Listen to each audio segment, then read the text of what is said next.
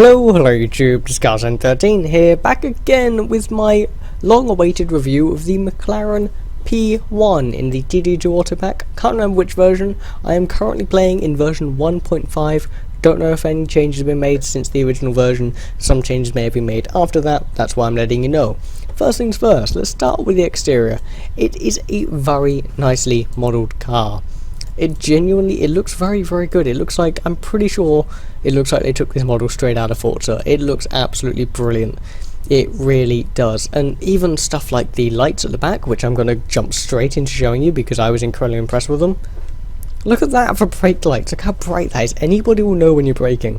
There's your main lights, there's your brake lights. A pretty noticeable difference there. I quite like that. There's your indicating right, very bright. That is an absolutely brilliant feature. Even with the brake lights on, you can tell when someone's indicating. And there's your indicating left. And there is your reverse down at the bottom. That's a bit hard to see, but I guess it's the same in the real car. If we hop to the front of the car, that was the wrong button, we've got your indicating left, which is a bit dimmer, a bit harder to see, your indicating right, and your headlights, which are very nice and bright and very easy to see. Let's hop inside and show you around here. The interior, again, very nicely modelled. Everything looks very complex, and it does cause a bit of a tank on the frame rate. I'm still on my old PC, which currently has a GTX 460 in it because my 690 died. I'm running at 20 frames per second and I'm not even driving right now. But it does look absolutely brilliant in here. The textures aren't bad, the carbon looks pretty good, the Alcantara looks pretty good. You can see out the back, you can see out the front. This is using cam hack, because if I remember rightly, the standard view isn't amazing. Let's start the engine up. Let's go back outside for this. I'm going to stop indicating. It doesn't sound too bad. The startup sounds pretty good.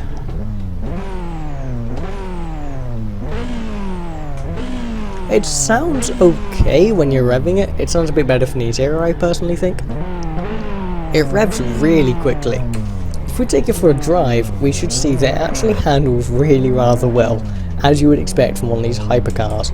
These hybrid hypercars as they are known, because that's what they are, I suppose.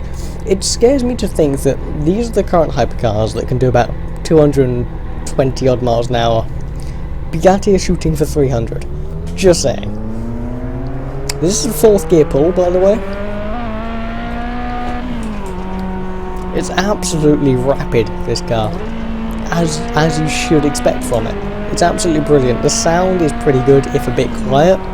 I would like it to be a bit louder, and I'd like if the turbos were a bit louder, because this is a twin turbocharged V8 engine.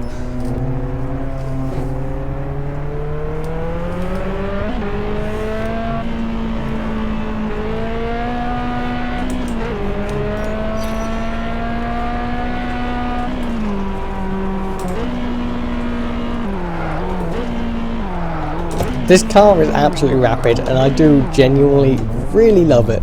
One of the big letdowns for me is there are no interior indicators, which is a massive shame for someone who loves to drive in cockpit view like I do.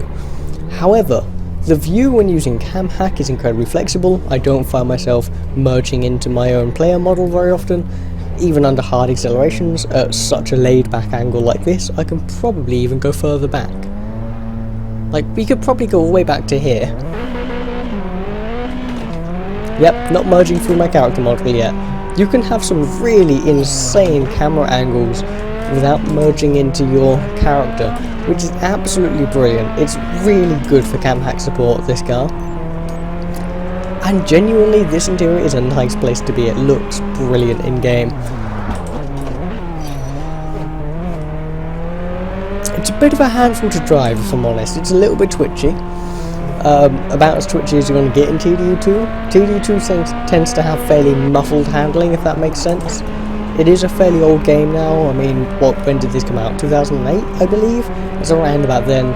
It's getting on for an old game. Apparently it can just take a collision without caring. And the damage model, oh, I'm still indicating. That's the problem with interior indicators. I don't know when I'm still indicating. And the damage model is actually surprisingly good by TDU2 standards. My bonnet's opened up there by the looks of things. Got sort of denting, rippling on the panels there. I personally really like the damage modelling in this. I'm going to take you to the dealership where you can buy this car. I believe it is on both islands. if we head to, I've got a feeling it's one of these British cars. No, it's the other British cars. There are two of them.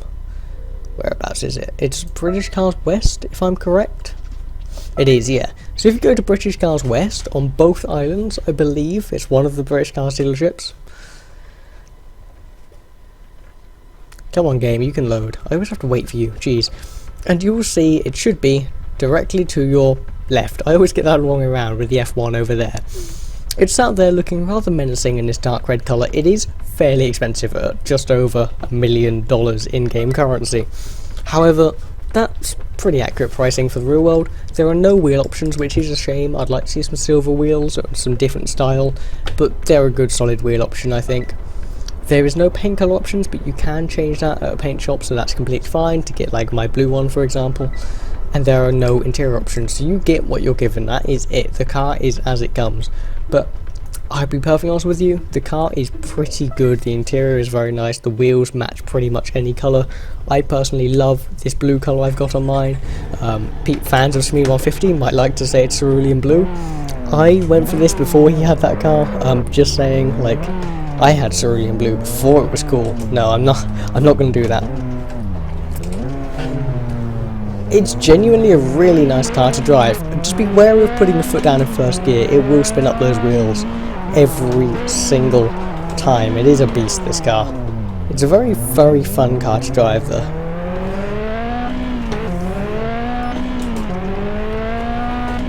It's brutally quick, yet it can take the corners. And it stops on a dime as well. Like, that wasn't even like fully on the brake pedal. I have no shoes on right now, so pushing down the brake pedal actually slightly hurts my foot.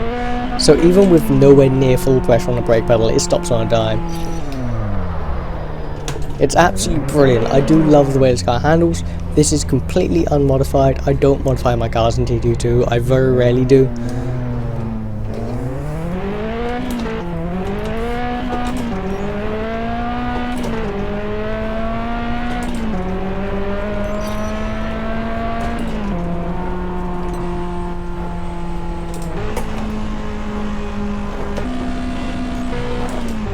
Also, the fact that that rear wing works is a very, very nice detail that isn't really missed out on most cars, but I don't know, it's very prominent on this car and it just looks amazing with it up. One complaint I do have is that down there at the bottom right is a really inaccurate rev meter. It's really inaccurate. If I pull over and give it a rev, it's the least accurate rev meter in the game. It's terrible. If that could be changed, I would greatly appreciate that. Anyway, thank you very much for watching my review of the McLaren P1. Sorry about crashing it. Have a wonderful day. If you liked this video, hit that like button. If you disliked it, hit that dislike and let me know why. If you enjoyed this video and would like to see more, hit that subscribe button. It does nothing but help both of us. Hope you have a wonderful day. This has been Carlstone13, and hopefully I will see you in my next video. Bye bye.